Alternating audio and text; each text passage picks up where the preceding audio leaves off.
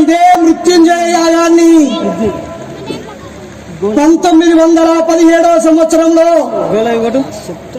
1917 సంవత్సరంలో వైకోమ్ అనే పట్టణంలో, కేరళలో వైకోమ్ అనే పట్టణం గుండా ఆ రోడ్డు వెంబడి ఒక కుక్క పోయింది, వచ్చి ఊడ్చుకున్నారు. ఆ తర్వాత ఒక పంది పోయింది, ఒరే చిచ్చి పంది పోయిందని కడుక్కున్నాను.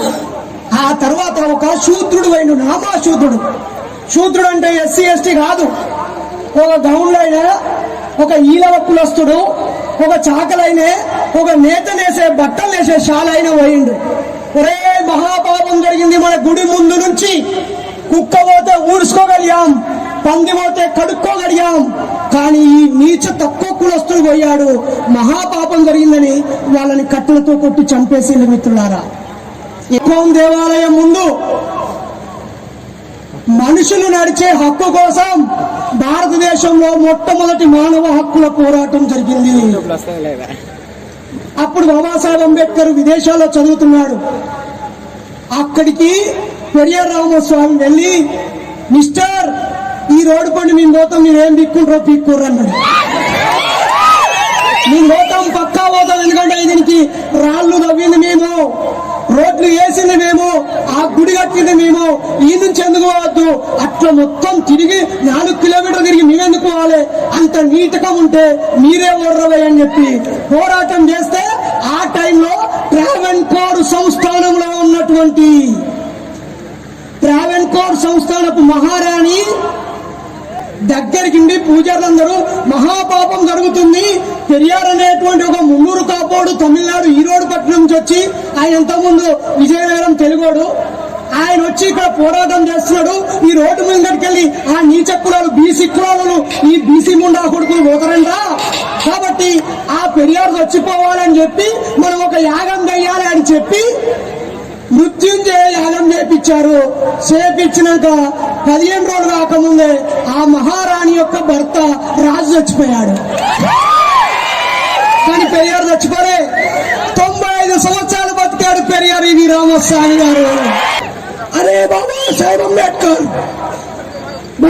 అంబేద్కర్ కి ఈ నిచ్చెన మెట్ల కుల వ్యవస్థలో టాప్ కులంలో ఉండే పాపనైనా వాళ్ళ బిడ్డనిచ్చి కాలు మొక్కింది.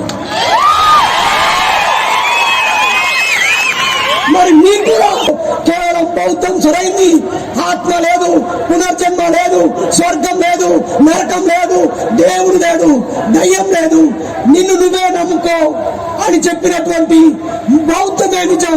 బుద్ధుడు ముక్తిదాత కాదు, మార్గదాత అని చెప్పి 2000 బుద్ధిస్టు పుస్తకాలు సేకరించాడు Babasaheb Ambedkar.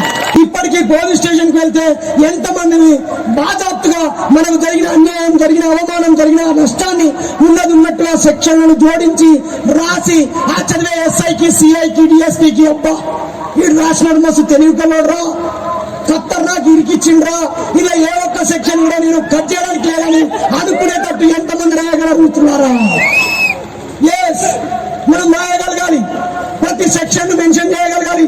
Mister SI, mister CI, mister DSP, mention this section according to this section అని నువ్వు మెన్షన్ చేసి ఆయన మీరు అన్నాడు, అది సెక్షన్ కింద శిక్షార్హుడు కాబట్టి ఈ సెక్షన్ ఎందుకు మెన్షన్ చేయలేదని నువ్వు ఆయన యూనిఫామ్ లో ఉన్నానికి చెంతలు పట్టియగలగాలి. నిజానికి అంబేద్కర్ గారు ఎస్సీ సోదరుల కంటే అత్యధికంగా బీసీ సోదరులకే సహాయం చేశాడు. ఈ విషయాన్ని బీసీలందరూ గుర్తుపెట్టుకోవాలి.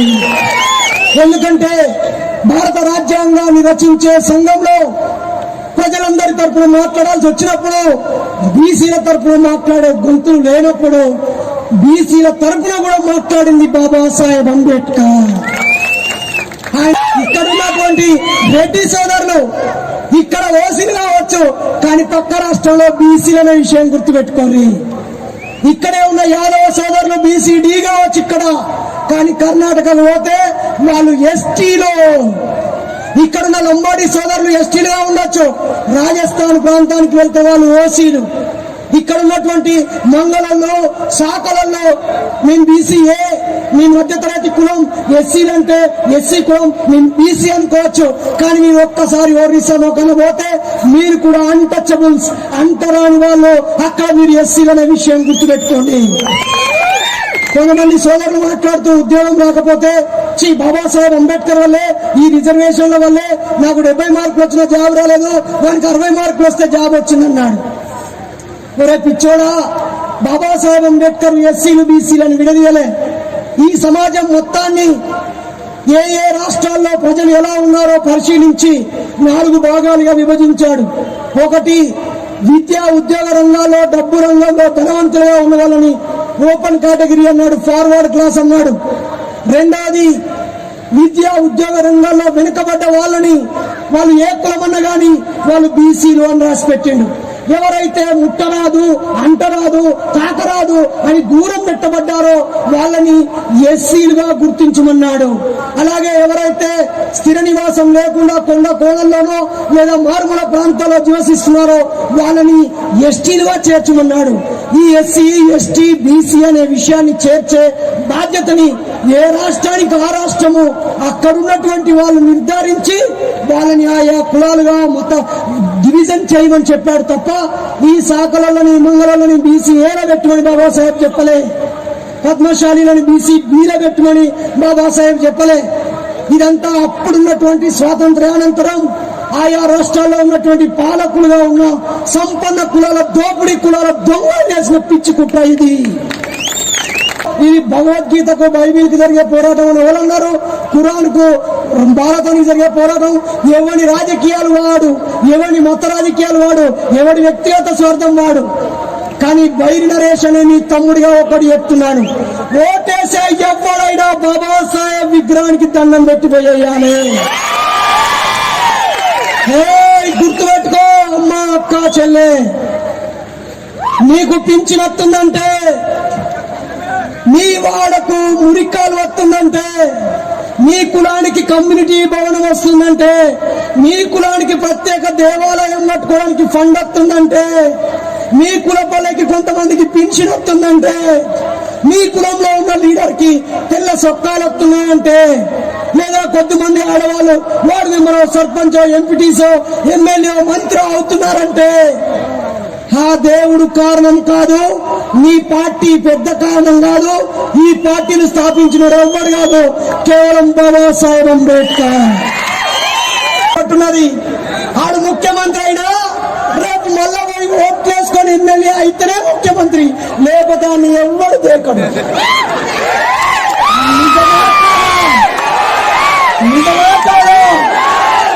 బాబాసాహెబ్ అంబేద్కర్ ఆలోచించాడు, నా ప్రజలందరికీ ఏది ఇచ్చినా, భూమి ఇస్తే ఇద్దరు బిడ్డలున్నాయని చెప్పి పెళ్లి చేసి కట్నం ఇచ్చి మళ్ళీ అడకతినే పరిస్థితి, ఏది ఇచ్చినా పోగొట్టుకుంటారని చెప్పి సచ్చేదాకా ఓటక్కిచ్చాడు. ఇన్నిసార్లు ఎవరెవరో గుద్దుకున్నారు. కానీ నేను చెప్తున్నా, ఇప్పుడు గుద్దాల్సి వచ్చినప్పుడు ఆలోచించి గుద్దుర్రి, ఎవరిని వంగబెట్టి గుద్దాలా. ఆ తల్లి రమాబాయి ఏడుస్తూ బాబాసాహెబ్కి ఏమని ఉత్తరం రాసిందో తెలుసా? అంబేద్కర్ గారు ఒక ఉత్తరం రాసిండు, తల్లి మాతా రమాబాయి, ఇక్కడ నా పరిస్థితి ఘోరంగా దీనంగా ఉంది. బరోడా సంస్థానపు మహారాజు గైక్వాడ్ నాకు పంపిస్తాన స్కాలర్షిప్ పంపించడం లేదు.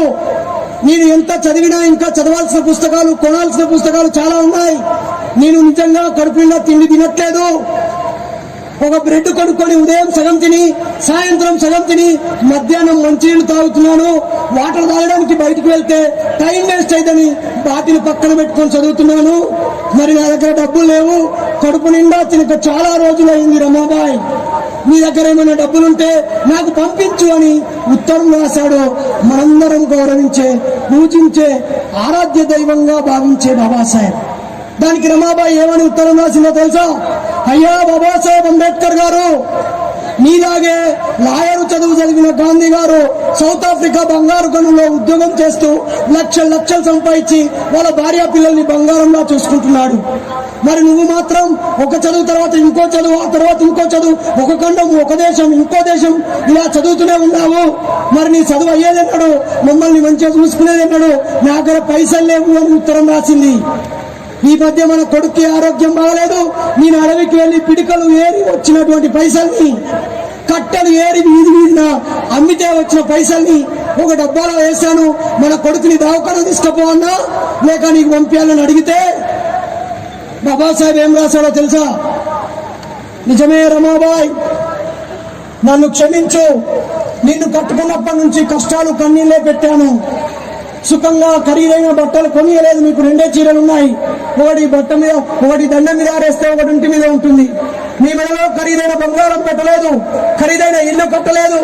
కానీ నేను వచ్చిన తర్వాత కొడుకుని దవాఖానా తీసుకుపోతా, కానీ ఆ పైసలు కూడా నాకే పంపించు. నేను లైబ్రరీ తీసినప్పుడు లోపల అడుగు పెడితే మూసినప్పుడు అడుగు పెడుతున్నాను, దయచేసి తప్పుగా అనుకోకు. అయినా నేను చదివేది నీ కోసం, నా కోసం, మన పిల్లల కోసం కాదు. అయినా నీకు నాకు పుట్టిన బిడ్డలే మన బిడ్డలు అనుకోకు.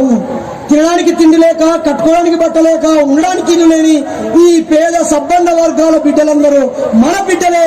ఆ బిడ్డల కోసమే నేను చదువుతున్నాను అని చెప్పాను. ఆయన చదువును పూర్తి చేసి తిరిగి ఇంటికి వచ్చిండు. వచ్చేటప్పటికి వాళ్ళ కొడుకు చచ్చిపోయింది.